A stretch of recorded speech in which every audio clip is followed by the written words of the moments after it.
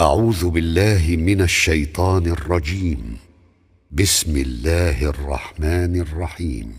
سبح اسم ربك الأعلى الذي خلق فسوى والذي قدر فهدى والذي أخرج المرعى فجعله غثاء أحوى سنقرئك فلا تنسى إلا ما شاء الله إنه يعلم الجهر وما يخفى ونيسرك لليسرى فذكر إن نفعت الذكرى سيذكر من يخشى ويتجنبها